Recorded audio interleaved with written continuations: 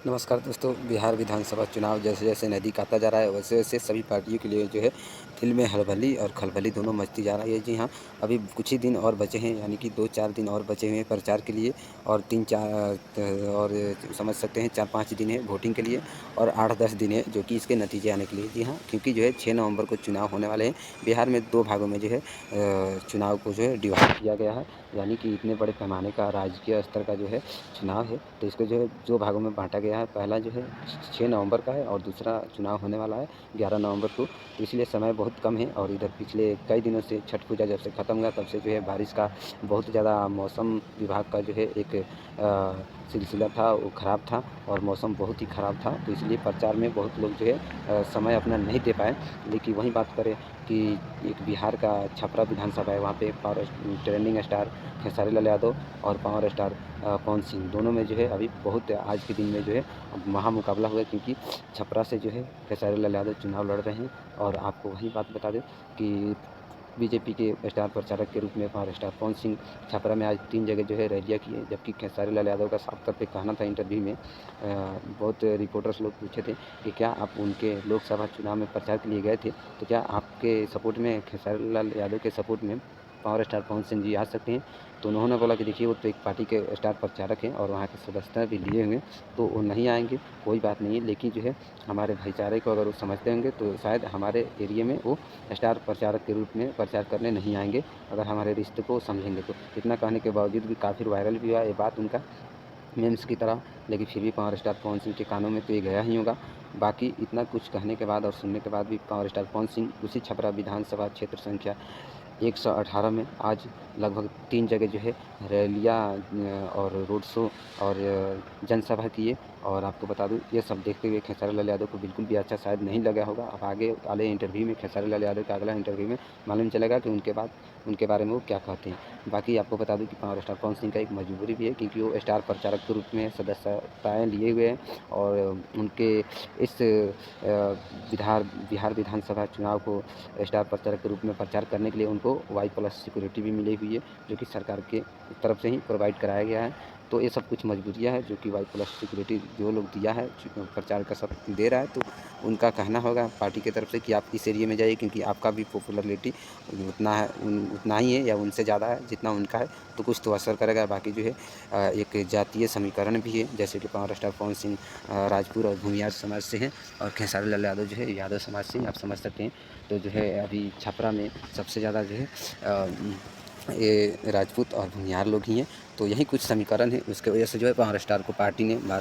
कहा होगा, तो पार्टी का जो है सर्वोपरि आदेश जो भी रहते हैं वो मानते ही हैं। जैसे कि खेसारी लाल यादव ही हैं, बहुत दिन से बोलते थे कि लालू परिवार से हमारा पुराना नाता है, आरजेडी से हमारा दिल का कनेक्शन है, तेजस्वी भैया से हमारा अपनापन है। तो यही सब कुछ कहते थे। उनको अभी उनको टिकट उनके पत्नी को देने को बोला गया कि उनकी पत्नी के नामांकन होगा, और बाद में बताया गया कि कुछ उनका पेपर में इशू था, जैसे कि उनका वोटर आईडी कार्ड अभी बना ही नहीं था। बोले तो बड़े लोग का क्या क्या मतलब है, क्या जैसे कि छोटे लोग होते हैं सब कुछ बनवा लेते हैं, सरकार खुद फंड देता है। तो खेसारी लाल यादव की पत्नी का शायद ये सब नहीं था कि उनको लगेगा भी क्योंकि उनके पास जो है पैसा का कमी नहीं है। तो यही कुछ इशू था पेपर का, इसलिए जो है चुनाव का नामांकन का जो है दिन पास में आ गया था। तो खेसारी लाल यादव को जो है पार्टी ने कहा कि आप कर लीजिए। तो वहीं कुछ मजबूरियाँ रहती है, जैसे कि खेसारी लाल यादव किए हैं, तो उनको समझ आ रहा हो कि पावर स्टार पवन सिंह के लिए भी, पवन भैया के लिए भी जो है कुछ मजबूरियाँ होंगी, जो कि पार्टी कहेगी। तो सर्वोपरि पार्टी का आदेश है जिस पार्टी में भी आप हो। तो इसलिए पावर स्टार पवन सिंह वहाँ पे गए छपरा विधानसभा में और जाके अपने रैलियाँ किए, जनसभा किए, वार्तालाप किए, वहाँ के लोगों से, जनता से मिले जुले और अपना जो है सहयोग मांगा उनसे। तो दूसरी बात बता दूँ कि पूरे बिहार में तो चुनाव का माहौल है ही, और बिहार में टोटल 3 पार्टियाँ ऐसी है जो कि बिहार में सबसे ज़्यादा उनका चर्चा है। अनेकों पार्टियाँ हैं, तो 3 पार्टियाँ में जो है सबसे ज़्यादा चर्चा है एनडीए की। जी हाँ, जिसमें बीजेपी और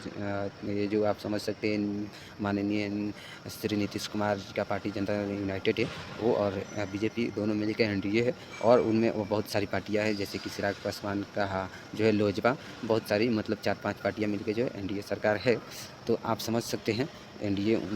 के एक है सबसे ज़्यादा चर्चा, और दूसरा जनसुराज का है, जो कि बिहार में एक नई पार्टी पहली बार जो है चुनाव लड़ रही है राजकीय स्तर पर। जी हाँ, विधानसभा यानी कि एमएलए का चुनाव पहला बार जो है एक पार्टी लड़ रहा है, जिसका नाम है जनसुराज। जी हाँ, जनसुराज के संस्थापक या उनका मार्गदर्शन या उनका डायरेक्टर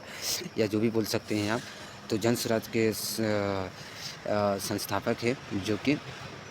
प्रशांत किशोर उनको लोग बोलते हैं, शॉर्टकट उनका नाम पीके है।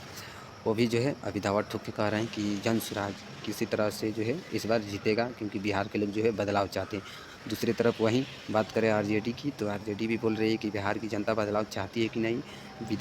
क्योंकि बिहार की जनता जो है डबल इंजन की सरकार से थक गई है। यही कुछ सभा में तेजस्वी यादव जहाँ जहाँ भी जा रहे हैं, यहीं उनका जो है बात है कि डबल इंजन का सरकार है, खटारा हो गया है, इसको आप लोग चेंज कीजिए। और वहीं बात करें जन स्वराज की, तो वो भी बोल रहे हैं कि बिहार का बदलाव होना चाहिए, पलायन रुकने के लिए हमारा सरकार बनेगा तो ये करेंगे वो करेंगे, फैक्ट्रियाँ लगाएंगे, रोजगार देंगे, स्कूल में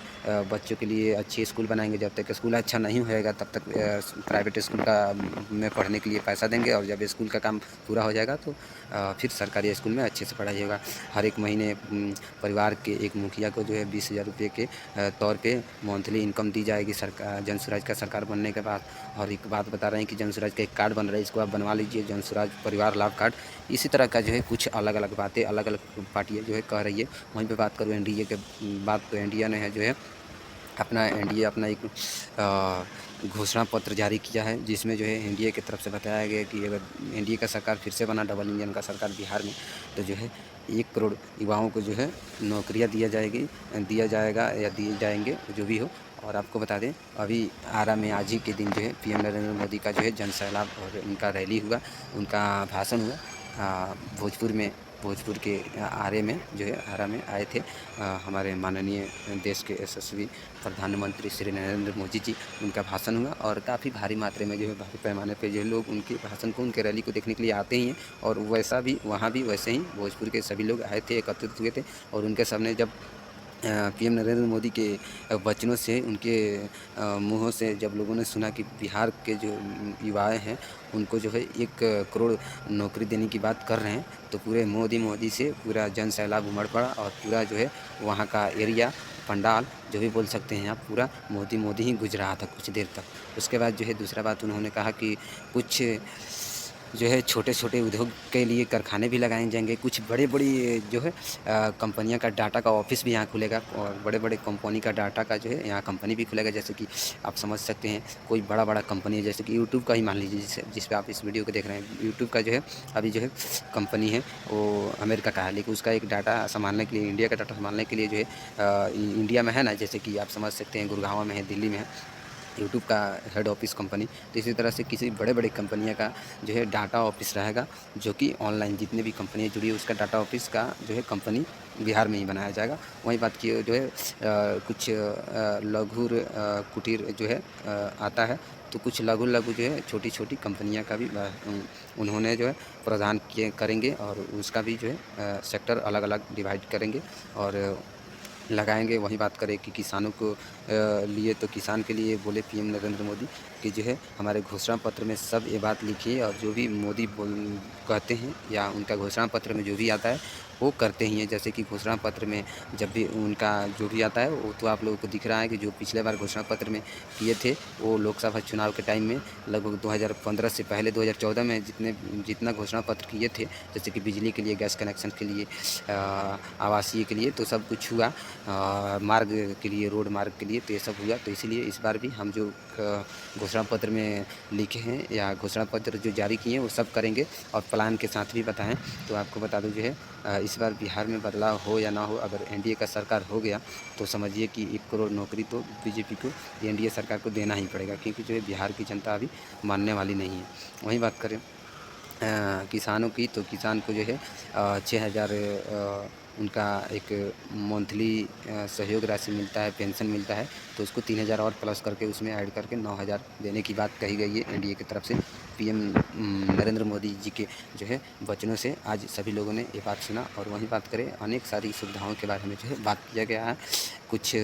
पर्यटन से भी बनाने का बात किया गया है, पर्यटक स्थल, और कुछ टूरिज़्म का भी व्यवस्था करने का जो है बात किए हैं प्राइम मिनिस्टर जो है श्री नरेंद्र मोदी जी। तो यही कुछ आज की वीडियो में हम आप लोग को बताने वाले थे कि बिहार में जो है इतने पार्टियां हैं, और ऐसे सब लोगों का जो है चुनाव के लिए बयान है कि हम जीतेंगे तो ये करेंगे, हमारा सरकार बनने के बाद ये होगा, इतना नौकरी आएगा, प्लान को रोकेंगे, रोड सड़कें अच्छी बनाएंगे, स्कूल की व्यवस्था, स्वास्थ्य की व्यवस्था, सब कुछ को सब जो है पार्टियाँ कह रही है। लेकिन देखते हैं बिहार में इस बार किस पार्टी का ज़्यादा बहुमत मिलता है और बहुमत मिलने के बाद किस पार्टी ने कितने विधायक को खरीदते हैं या कितना विधायक जो है इधर से उधर पलटी मारते हैं, कितने खरीदे जाते हैं, कितने बेचे जाते हैं और किन का सरकार बनता है। क्योंकि जो है डेमोक्रेसी है, लोकतंत्र है, तो यहाँ तो अंगूठा दबाने से जो है सरकार बनती है, ये बात मायने रखती है। लेकिन ये भी बात मायने रखती है कि जो पार्टी के पास जितने ज़्यादा सदस्यता मिलते हैं, जैसे कि जितने एमएलए जो ज़्यादा खरीदेंगे, जितने विधायक जिनके पास सपोर्ट में आएंगे, उनका ही सरकार बनेगा। क्योंकि जो है इतने लोगों का फैसला है, तो सोच समझ के भी जो भी पार्टियाँ करेगी, सोच समझ के जो भी विधायक लोग अपने एरिए से जीतेंगे अच्छी बहुमत से, उनको सोच समझ के जाना चाहिए किसी दूसरे सरकार को सपोर्ट करने के लिए, सरकार बनाने के लिए। क्योंकि जो है आप भले ही किसी दूसरे पार्टी को, गलत पार्टी के साथ में जाके उनका सरकार बना दीजिएगा, और या जो भी, हम ये नहीं बोल रहे हैं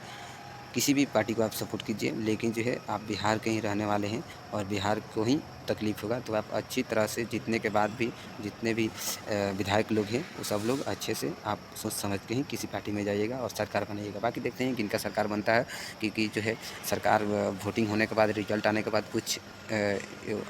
सम्मेलन भी होता है, कुछ विधायक लोग का संगठन भी होता है, और जिसके पास जितने ज़्यादा विधायक होते हैं उनका ही सरकार बनता है। तो देखना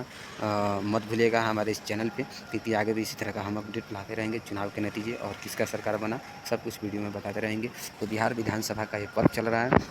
और इस पर्व को लगातार हम आप लोगों के साथ जुड़े रहेंगे और वीडियो लाते रहेंगे। तो मिलते हैं किसी अगले वीडियो में, तब तक के लिए नमस्कार। जय बिहार, जय हिंद।